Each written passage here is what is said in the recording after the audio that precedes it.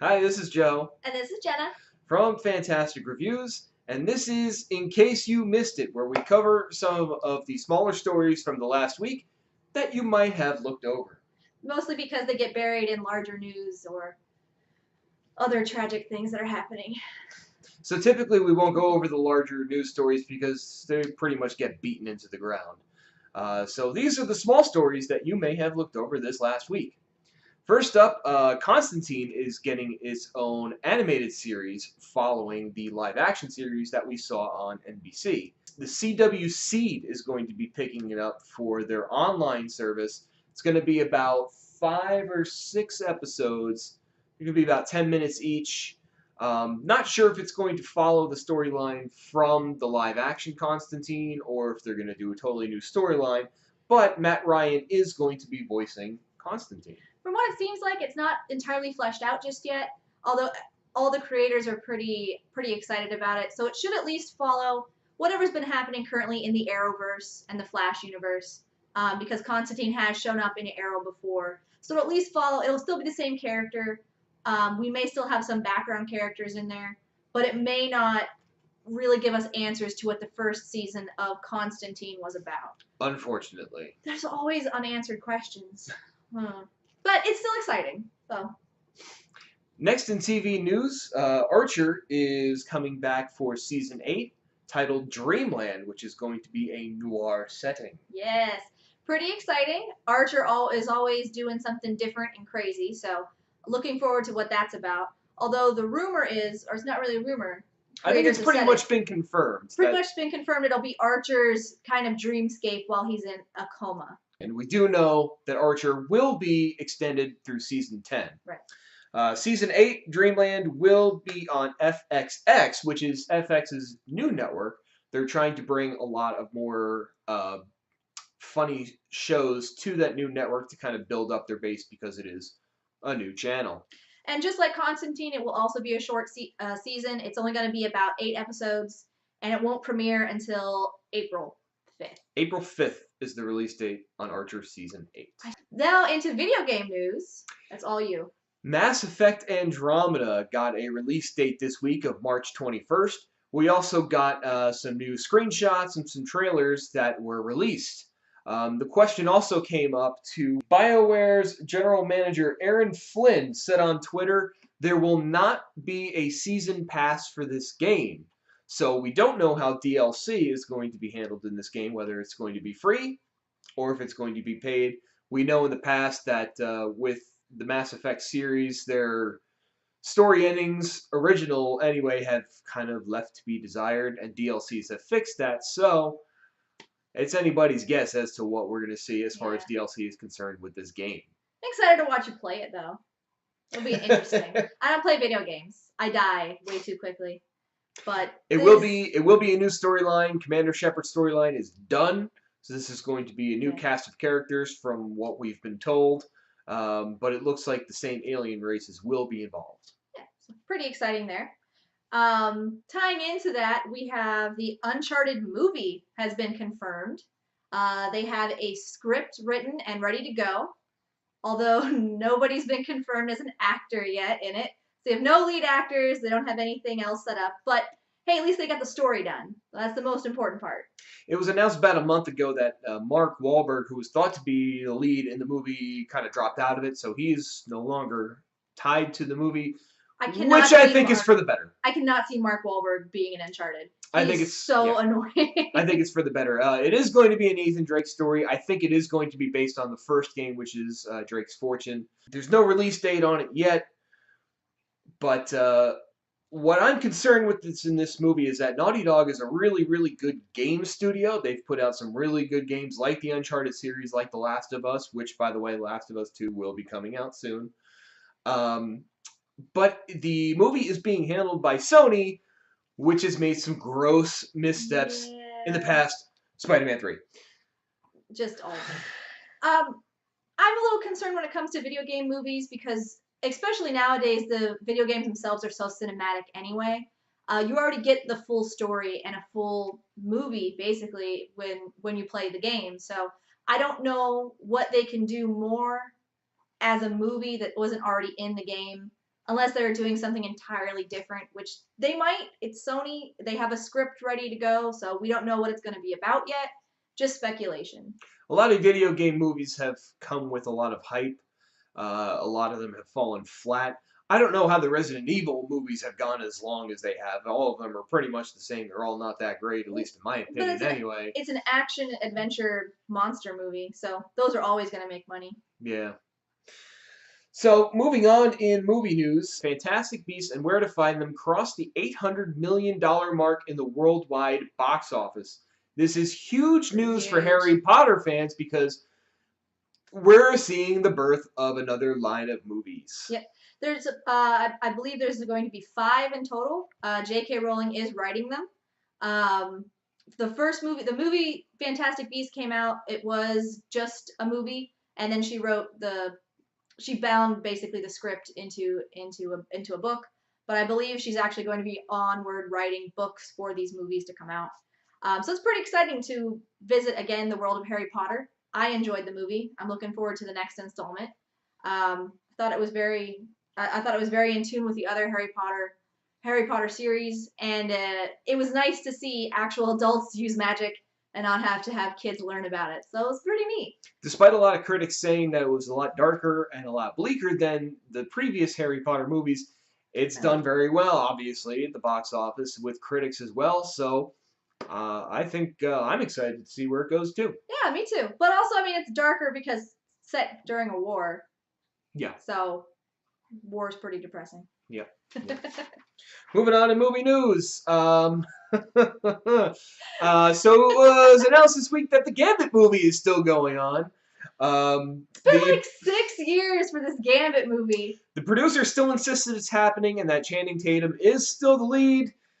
And that as of last summer, the goal was to start shooting this spring. I think the real question is, does anybody still care? No, nobody cares. I would like to see a Gambit movie because he's an interesting character. But with the way all these X-Men movies are going and all the different timelines we've got, and now we've got Logan coming out soon, I don't know that anybody's really hyped to see Gambit. Gambit should have come out after the Wolverine. Like, it really should have, and now I think it's too late. If it came out when they announced it 3 years ago, I think you would have gotten a lot more buzz for it, but now it's just like, it's just been kind of a running joke. Yeah, especially now that Deadpool's come out. I mean, do we need another solo X-Men movie with, I mean, it's not going to have really ties into anything as far as we know. It's a solo Gambit movie. I don't think Gambit can hold his own movie. Speaking of Deadpool, for your Oscar consideration, they might actually be a real contender for an actual Oscar win that's not just a technical nomination. A lot of superhero movies in the past have been nominated for a lot of technical awards like good visuals, sound, editing, art, all that kind of stuff, which makeup. They totally deserve. Yeah. None of them have won. Not one of them has won, with the exception of Heath Ledger for his performance in The Dark Knight posthumously. Yeah. I don't think he would have won it as much as he deserved it had he not passed away. Because the Oscars are such a joke. We all know that they're a joke. They don't matter. But it's really cool to see a movie that kind of is breaking a lot of barriers have an actual shot at winning one. So I'm pretty excited for that if he actually pulls it off. So. And in case you haven't seen the For Your Consideration trailer, I suggest to go see it. It's pretty good. It's great. Right in line with the rest of the trailers for the Deadpool movie before it came out. And should win an Oscar just for that. I'd like to see it. Should. Oh, yeah. Yeah. But but that makes an interesting trend. Like, is it time for superhero movies to actually be seriously considered for Oscar nominations and Oscar wins? I think so, because they're killing the box office.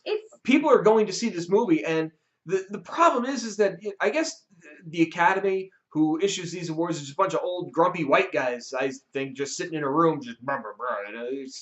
Well, it doesn't seem like the movies that people enjoy, whether or not they're good movies, really get considered for Oscars because they don't meet some weird Harvard art class version of what a good movie means. But the reason why Deadpool really should be considered for a good nomination is because it made like I think it was like $780 million on a measly budget that's just under 60 million. It's got critical acclaim reviews everywhere. Everywhere. Rotten Tomatoes has it over 80%. I think it's like 83, 84% in that range. The critics love it. The fans love it. It made a ton of money. There's no reason not to be seriously considered for Oscar nomination and possibly a win. Is it going to win Best Picture? Probably not. But it should get some kind of win somewhere. It should get something. Just because it's a superhero movie doesn't mean it can't be acknowledged as still a great film, or for any other reason. Just because they're superhero movies and they cater to geeks and nerds and non-mainstream things, which is mainstream now, so it doesn't really matter. But it doesn't have to be an artsy film to still be a good film. I think Deadpool really does deserve that. And finally, in movie news, you guys have probably heard about it. There's a big question over whether or not they are going to bring Princess Leia back in future Star Wars movies as a CGI character. We've seen CGI only in Rogue One with Peter Cushing's Governor Tarkin. Complete CGI. I think it was done very well. There's a lot of controversy over, well, maybe they shouldn't have done this. Maybe it was done wrong. I see it as the first steps of a new technology. And as long as I feel that as long as it's true to the character, and obviously as long as they get, the blessing of the family from, the proper permissions, we'll say, I don't see a problem with it. But I don't think that they should bring back Leia in CGI in future movies simply because it's too soon. Too soon. Also, she was rumored to have had a very large part in the next few movies. I don't think the technology is there yet for a character to be completely CGI'd for that long of a period. We got Tarkin's character in Rogue One, and it was done very well. But I think you're right. It's just the first steps. When I saw it, I thought something was off about him. I couldn't put my finger on what it was until you brought it up that it was CGI. And I realized it was his mouth. It's the little micro expressions around the mouth and the eyes that didn't really sync up for me. And I didn't know that's what it was. I just thought that his character, for some reason, it was off. And I didn't know why. But when they did Princess Leia at the end, they did CGI her to look younger. And that was done phenomenally well. Because you only saw her for a brief moment. And she did speak, but it was just a single word. And it was done very, very well. I don't think they can make it yet into an entire character's portrayal through an entire movie. I just don't think it's there yet. That being said, Lucasfilms, there's a quote. This is an actual quote from Lucasfilms. They have no plans to digitally recreate Carrie Fisher's performance. That is an actual quote from Lucasfilms. I think it's the right way to go. Yeah, and they did specify as either Princess Leia or General Organa either, so they're not bringing her back. What that means for this next movie, since her scenes were already shot, we're not sure yet. They may take her out of the movie entirely. They may rewrite that, or they might not deal with it until the next movie and have something perhaps happen off screen. So we're not sure what that means, but I also agree. I think it's a good call. I think they're going to honor her very well. So they do. I mean, she was a huge part of everything. So I think they're going to do her memory well. So in case you missed it, that's what happened this week. Are there any stories that we missed that you'd like us to cover? Let us know in the comments below. Yep. Bye, Internet. Don't forget to follow us on Facebook. I always forget. I'm sorry. And Twitter. So the links are also in the description below. We'd love to hear from you guys. Let us know if there's anything you'd like us to cover, anything you'd like to see us do in the future. Okay. Bye, everybody. Bye, Internet.